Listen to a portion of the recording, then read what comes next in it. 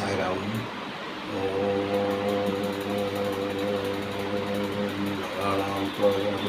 ఓంమహే కవిం కవీనామస్తమస్తమం జ్యేష్ఠరాజం బ్రహ్మణాం బ్రహ్మణస్పతాన సన్నోతిసేదసాదనం ప్రణో దేవీ సరస్వతి వాజేవిర్వాజనేవతి. శ్రీ గణేశాయ నమః. శ్రీ గురుభ్యో నమః. హరి ఓం. ఓం నమో భగవతే రుద్రాయ. ఓం నమస్తే రుద్రమణ్యోతోదైశ్వరే నమః. యాతాయిషం శివతమా శివం బభూవతే ధనుః. శివా సరవ్యయాతమాతయా నమో రుద్రహృదయ. శివేన వత్సాత్వా గిరిశాచ్చావదామసి. యదానం సర్వమిత్యదయక్షగం శివనాశత్. అద్వభోచోదధివక్తప్రథమో విషక్. అహం గచ్చ సర్వాన్ సర్వయత్సర్వా చ యాతి నాన్యః. ఓం శాంతి శాంతి శాంతి. సాయిరామ్. మనం కర్మ సన్యాసి యోగం ఒక్కొక్క శ్లోకం చెప్తూ మనం చదువుకుంటూ దాన్ని అర్థం చేసుకుంటూ ముందుకు వెళ్తున్నాం. నిన్న 20 శ్లోకాలు అయ్యాయి.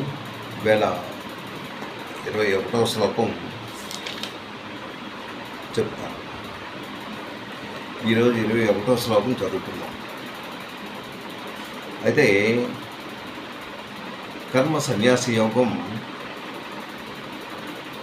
ఒక్కొక్కటి మనం నేర్చుకుంటున్నాం. ఇది జీవిత సత్యం. జీవితంలో జరిగిన విషయాల్ని భగవంతుడు మన ముందు చెప్తున్నాడు. ఇది ఏంటంటే భగవంతుని చెప్పే మాటలే. ఆ భగవంతుని తలుచుకుంటూ మనం ఈ శ్లోకాల్ని మనం నమరు వేసుకుంటున్నాం.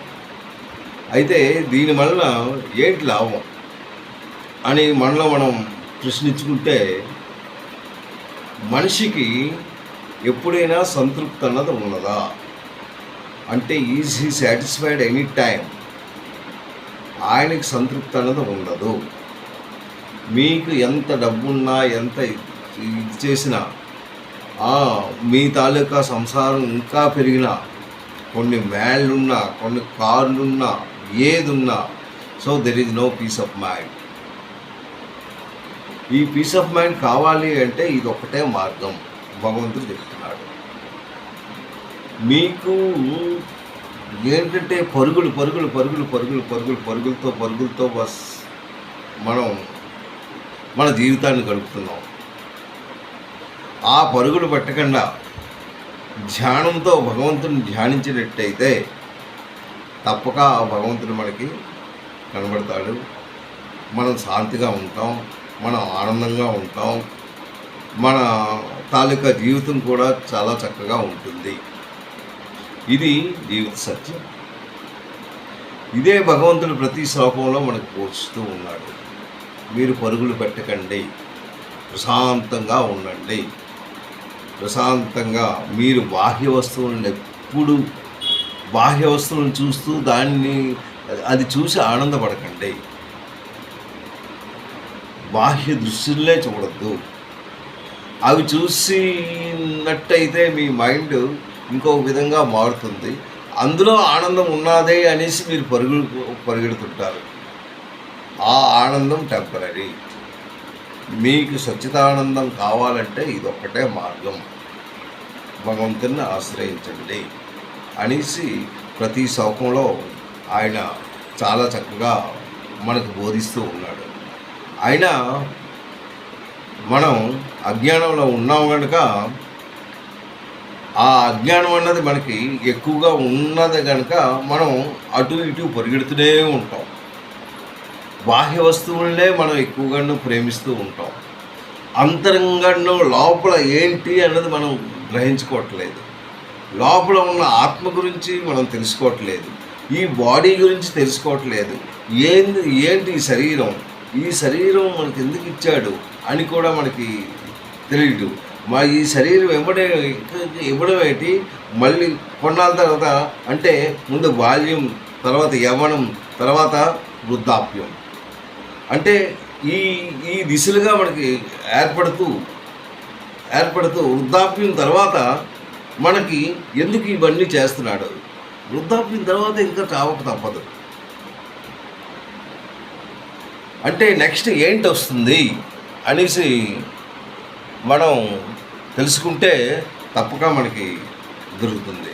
అయితే ఇది లాస్ట్ శ్లోకంలో 20వ శ్లోకంలో ఆయన ఇందులో ప్రతి శ్లోకం కూడాను చక్కగా భగవంతుడు మనకు బోధిస్తూ మనల్ని మార్చడానికి, అంటే అక్కడ అర్జునుడి తాలూకా దేని గురించి అర్జునుడు అలా అయ్యాడు, నేను యుద్ధం చేయను, నాకు దీనికి ఏం సంబంధం లేదు, నాకు ఏం అవసరం లేదు, దీనికంటే నాకు సన్యాసవ్రతం చాలా బాగుంటుంది, నేను సన్యాసంగా ఉంటాను, I don't want to need anything అన్న భావనతో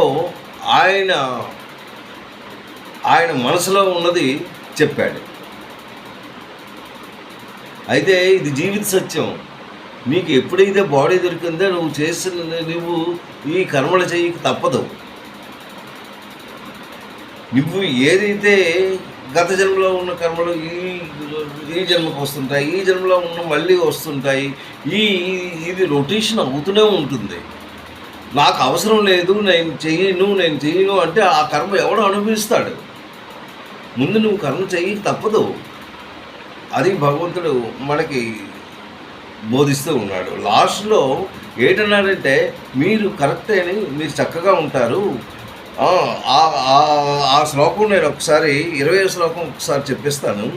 అంటే నిన్నే అది ఆ శ్లోకం మనం చదువుకున్నాము. నః ప్రహృష్యేత్ ప్రియం ప్రాప్య నో దిజ్జేత్ ప్రాప్య చాప్రియం స్థిరబుద్ధిరసం మూఢో బ్రహ్మణి స్థితః.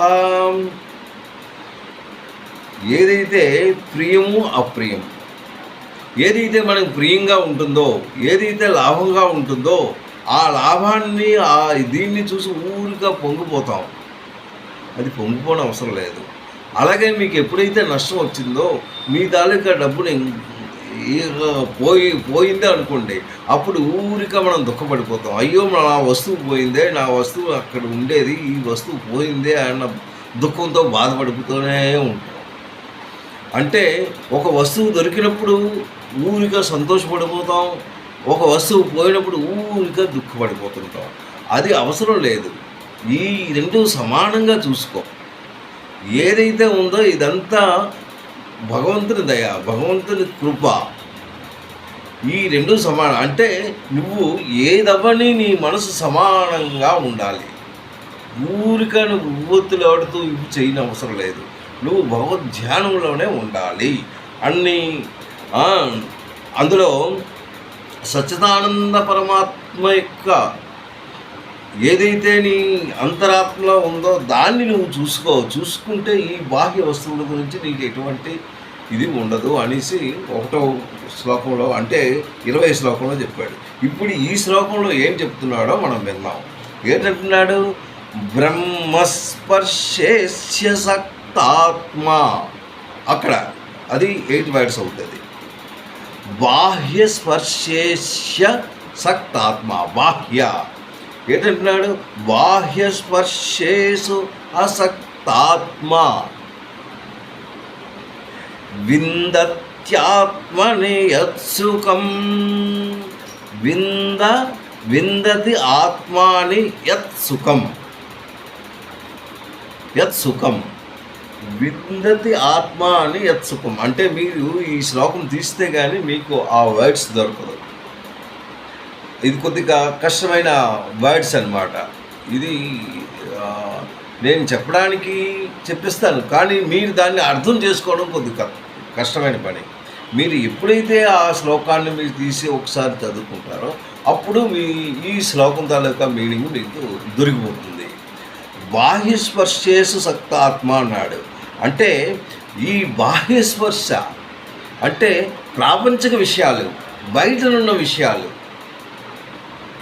ప్రపంచంలో జరుగుతున్న విషయాలన్నీ మీరు మైండ్లో పెట్టుకుంటే మీరు భగవంతుడి దగ్గరికి ఎప్పుడు చేరుకోగలరు. ఈ బాహ్యం అన్నది లేకుండా అంతర్ముఖంగా మీరు చూసుకోవాలి. ప్రాపంచిక విషయములందు ఎక్కువగా ఆసక్తి ఉండకూడదు. అంతఃకరణమైన సాధకుడు ఏంటంటాడు? వింధ్యాత్మన అంటే విందతి ఆత్మని ఎత్త అంటే ఆత్మయందు, విందతి ఆత్మయందు, విందతి ఏంటంటాడు? విందతి ఆత్మయందు యద్ముఖం. విందతి అంటే జస్ట్ యూ విల్ గెట్. ఏంటి? మీకు ఆనందాన్ని పొందగలవు. ఆనందం ఎలాగా? ఆత్మయందే నువ్వు స్థిరంగా ఉండాలి. ఏంటి నాకు ఈ బాడీ అంటే నీ బాడీ గురించే నువ్వు చూసుకో. ఇంకా బాహ్య వస్తువు గురించి నువ్వు ఆలోచించినట్టయితే భగవంతుని తాలూకా నువ్వు అది పొందలేవు. It is very difficult. So నువ్వు ఎప్పుడైతే భగవంతుని దగ్గర కూర్చున్నావో భగవంతుని యందే జ్ఞానం పట్టుకో. ఇంకా బాహ్య వస్తువుల గురించి నువ్వు ఆలోచించినట్టయితే నీకు ఆయన దొరకడు. నీకు ఆయన దొరకాలి అంటే నువ్వు బాహ్య వస్తువుల గురించి ఆలోచించకుండా నీ తాలూకా అంతర్ముఖంగా ఆలోచిస్తూ భగవంతుని ధ్యానించు అనేసి అంటున్నాడు. అంటే దొరుకుతుంది. ఆత్మాని యత్ సుఖం అంటే సుఖాన్ని నువ్వు పొందగలవు. ఆ సుఖం పొందాలి అంటే జ్ఞానం అంటే ఆ సుఖాన్ని సాత్వికానందంతో నువ్వు పొందగలవు. ఆ సుఖాన్ని పొందడానికి అంటే లోపల ఉన్న ఆత్మ ఆనందపడాలి. ఈ బాహ్య వస్తువు చూసి ఆనందపడడం కాదు. నువ్వు లోపల భగవంతుని తాలూకా జ్ఞానాన్ని భగవంతుని చూసినట్టయితే, ఆ భగవంతుని తాలూకా లీలను నువ్వు అర్థం చేసుకున్నట్టయితే, ఆ భగవంతుని తాలూకా నువ్వు తలుచుకున్నట్టయితే, ఆ భగవంతుని గురించే నువ్వు ఆలోచనలో పడినట్టయితే నీకు మహా ఆనందాన్ని పొందగలవు అంటున్నాడు. అది ఎక్కడ? బాహ్యస్పర్శేషు సక్తాత్మ మిందిత్యాత్మని యత్సుఖం. యత్సుఖం అంటే యత్సుఖం ఆత్మని అంటే ఈ ఆత్మ గురించి నువ్వు లోపల ఉన్న ఆత్మ గురించి నువ్వు ఆలోచిస్తూ భగవంతుని నామస్మరణతో భగవంతుని గ్రహించుకుంటే అంటే అందులో ఉన్న ఆనందం ఎక్కువగా ఉంటుంది. ఎలా ఉంటుంది? మీరు ఒకసారి భజన మండలికి వెళ్ళైనా దేనికైనా మీరు ఆలోచించినట్టయితే అంటే అందులో ఉన్న ఆనందాన్ని మీరు పొందగలరు. అది మహా ఆనందం. ఆ ఆనందాన్ని పొందాలి అంటే ఆ భగవన్ నామస్మరణతో ఉంటే అది ఎంతో ఆనందాన్ని. గోవింద రామ జై జై గోపాల రామ, మాధవ రామ జై జై కేశవ రామ, గోవింద రామ జై జై గోపాల రామ. అంటే ఆ కీర్తనలో ఆ గోవిందుడు, ఆ రాముడు, ఆ కీర్తనలో ఎంతో ఆనందం ఉంది. ఆ భగవంతుని కీర్తన చేస్తున్నప్పుడు ఆ ఆలాపనలో మీకు ఎంతో ఆనందం దొరుకుతుంది. మహా ఆనందాన్ని మీరు పొందగలరు. మహా ఆనందాన్ని అక్కడే పొందగలరు. బ్రహ్మయోగ యుక్తాత్మ సుఖమక్షయమస్నుతే అన్నాడు. అంటే ప్రాపంచిక విషయములందు ఎప్పుడు అనాసక్తమైన అంతఃకరణము ఎవరైతే ఆ సాధకుడు అంతఃకరణం గురించి వాళ్ళు ఎవరైతే దీంట్లో ఉంటాడో భగవంతుని దీంట్లో ఉంటాడో ఆత్మస్థితి జ్ఞానం అంటే జ్ఞానస్థితమైన ఆ భగవంతుని జ్ఞానించినట్టయితే జ్ఞానస్థితమైన సాత్విక ఆనందాన్ని వాడు పొందగలడు అన్నది మొదట. అయితే అతడు సచ్చిదానంద గణప పరమాత్మ ధ్యానయోగమునందు అక్కడ ఏంటి అక్షయ ఆనందం, అక్కడ మహానందం. ఆ ఆనందాన్ని విపరీతమైన ఆనందాన్ని పొందుతాడు, విపరీతమైన ఆనందాన్ని అనుభవిస్తాడు, విపరీతమైన ఆనందాన్ని అనుభవించును అంటున్నాడు. సా బ్రహ్మయోగ యుక్తాత్మ సుఖ మక్షయం అశ్నుతే. చూడండి, బ్రహ్మయోగ యుక్తాత్మ సుఖం అక్షయం అశ్నుతే. అక్షయం అంటే చెరగదు. అంటే ఆ సుఖానికి ఆ ఆనందానికి వెళ్ళినట్టయితే మనకు దీనివల్ల దీనికే రాదు. దీన్ని చూసినా మీరు అసహించుకుంటారు. ఇది నాకు అవసరం లేదంటారు. అదే నాకు కావాలంటారు. అందులోనే ఆనందం ఉన్నది అంటారు.